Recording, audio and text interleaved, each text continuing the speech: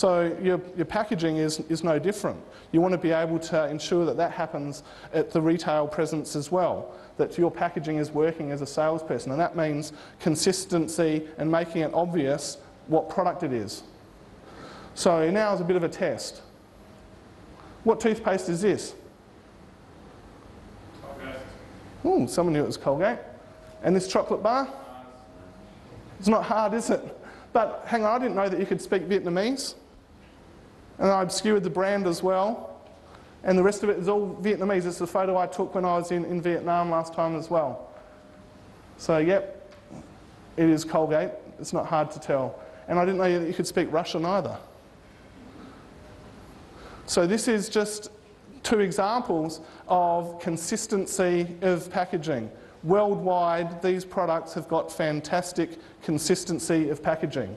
So if you go into an expat supermarket, for instance, in Vietnam, and you're interested in buying a toothpaste, which one are you going to pick up?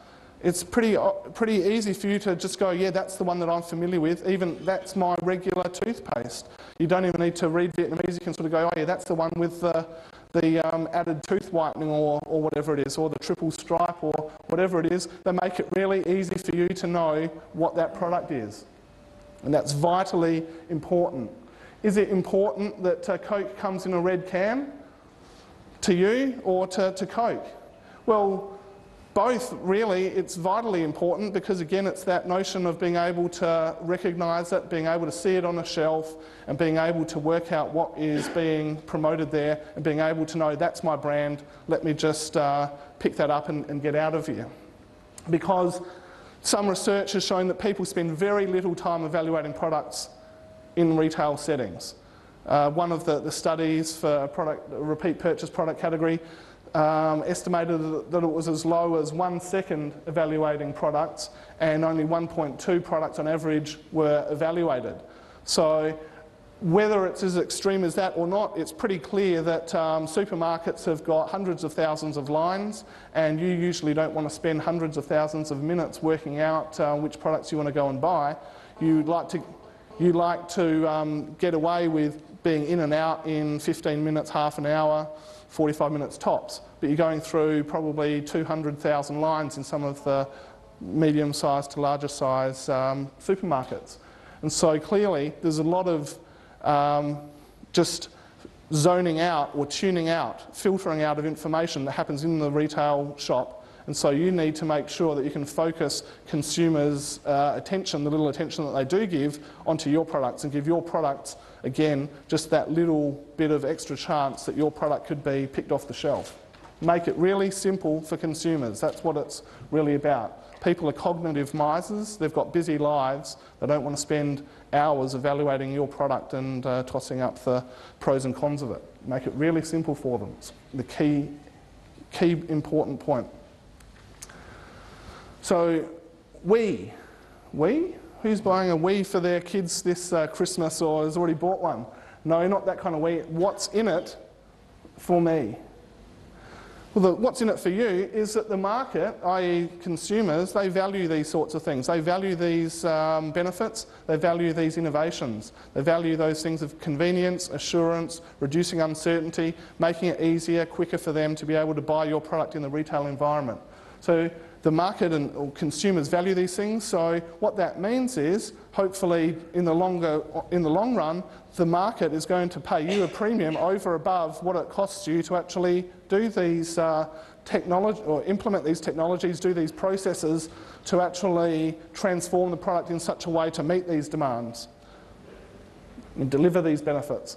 So packaging and the processing improvements that to go along with that are a key way for products to actually improve their desirability to consumers. And in a world of sameness, where products are much the same as one another, especially in commodity markets, in a world where everything's the same, the little differences can matter.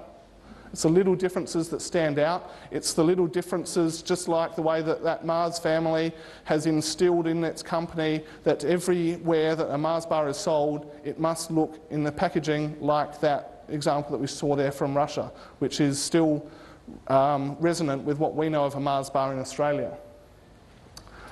So is this really about building a better mousetrap? Didn't they say that if you build a better mousetrap, the world will build a path to your door? Well, I'm sorry to shatter that illusion to you. It's not going to happen. The world is not going to build a better beat a path to your door just because you've built a better mousetrap. But what it will allow you to do is actually, it'll keep you in the mousetrap game, because the world's going to move on, consumers are going to move on, and they're going to want to start valuing and demanding those products that your competitors are quite happy to deliver. So if you want to keep in the mousetrap game, well then you better keep up with what the Joneses are doing in terms of the mousetrap industry. So in some extent, what these innovations allow you to do, hopefully you can steal a march on your competitors at some points, and you'll be able to actually get a bit of a jump, and hopefully you'll be able to build upon that and sustain some of that lead. But in a lot of instances, it'll allow you to keep up. It'll allow you to maintain parity, because all your competitors are going to be doing that. So, but again, what's in it for me? Here's a question for you. What MP3 player killed the iPod? The iPod came out in November 2001. So what's about 7 years ago old? But what MP3 player killed the iPod? Was it Rio, Creative Zen, iRiver, Sony Walkman? No, it wasn't. This is the first generation iPod. The MP3 player that killed off that one was second generation iPod. Third generation iPod, fourth, fifth, and so on. Now the iPhone looks like it's probably going to kill off all the iPods. Apple has done a magnificent job of killing off their products, cannibalising their own products before competitors will do it for them. Because if they don't do that, that's exactly what the competitors are going to do. And so similarly in your markets as well, you're wanting to think about doing some of these innovations so that you can obsolete yourself and obsolete some of your products before some of your competitors will do it for you, because they'll be only too happy to do that. So what's happening elsewhere? Just a quick example from France. This is from an organisation called Offermer, who is a national body much similar to, much the same as a SARDI, but on a national scale within France. And they've got a product that they've been looking at for the last 5 or 6 years, which is a market watch for new seafood products. And it was reported in a conference presentation by Pacotte and Dumortier. I'm not sure, I've got my French colleague Hervé here, he's going to shoot me later on. The title of their conference paper was Innovation in France in the Market for Fisheries and Aquaculture Products. If anyone is interested in getting a copy of that paper, then I can give it to you as a PDF or point you to where you can download it from. It's freely available as a handout from that conference. So what they saw is over 2004, 5, 6, the new product introductions has been increasing dramatically. And where the change has been happening has been in the chilled delicatessen area. Products that are served in the, available in the delicatessen, and that they're chilled so that they are, what they say is sold at the fresh counter with short eat-by dates, so that they're not stabilised or shelf-stable products. And that's where the big range of introductions, product innovations is occurring in France at the moment. 75% of all introductions were chilled delicatessen products, despite that product category only being responsible for about 50% of that product category sales. Canned foods, on the other hand, generated 27% of the sales, but was responsible for only 10% of the introductions. So around the world, the world is moving to a lot of these opportunities which are afforded through creative packaging and processing technologies intermingled. So some of the products that they called out in their conference paper as some of the new introductions. I can't really read much French, and some of the photos aren't that great, but gives you an idea of some of the product forms that are available. So it's not just fillets of fish that they're selling and packaging and putting in a map packaging. They're actually taking it to a different level. So in a lot of instances, these are more quite processed products as well as packaged products, but again, shelf stable.